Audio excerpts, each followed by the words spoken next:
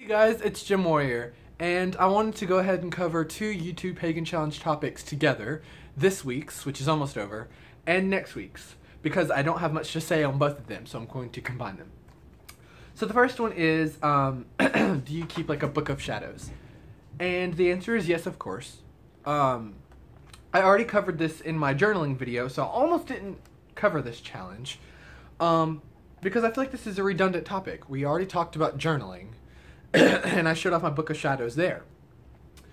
So I'll just show it briefly here, and if you're interested in a further explanation of my views on book of shadows and things like that, and how I think they are so important to the human experience, be they magical journals or not, you can check out that video. But this is my book of shadows currently. I've gone through several in my life, but this is my current one. It's just a composition notebook. That is my favorite kind of book of shadows to get, because they're cheap, and because they're just no hassle, and that's me, you know. So so this is it. I just put some stickers on it and stuff like that. And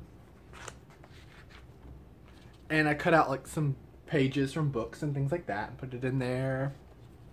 Actually, I think this is actually fantastic. Look at that. I just think that's awesome. But just all kinds of books, stuff. And I just use a pencil and I just write. I just journal. I don't keep correspondences in here or spells or rituals because I'm really instinctual with those. And I don't repeat them really. I just do things on the fly. So I don't really have like set things that I do over and over and over written in here. They're really just journal entries about how I'm feeling and about what the gods, like messages the gods and spirits have given to me, stuff like that. Catharsis, you know. Sometimes I get creative and do like poetry and stuff. This is just with crayon. And it's just doodles. But yeah, that's my book of shadows, and I think that they are really important, just as human beings, to help us deal with life. Journaling is really important. So the next YouTube Pagan Challenge that's coming up is, do you have a set of correspondences? And I do and I don't. I don't worry about following anything that anyone tells me in a book. I love books, and any of my friends will let you know that I read a lot of pagan books. But I don't follow everything that they say, you know, they're not Bibles, to me.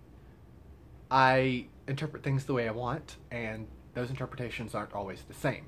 So, for one ritual or spell, I may say, oh, this bay leaf, I'm going to use it for luck. And then, maybe in another ritual, I'll pick up another bay leaf, you know, and then I'll be using it for healing a wounded heart.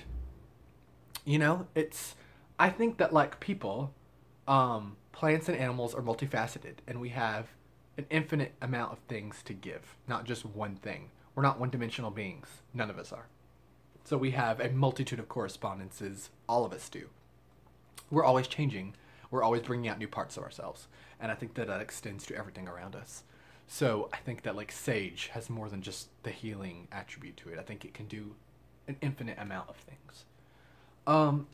So those are my inputs on this week's topics. That's really all I have to say on them. I can't wait for us to get to the end. I keep saying that because there's just so many good topics that I'm going to talk about, and do like 30-minute videos like I used to do when I started this channel.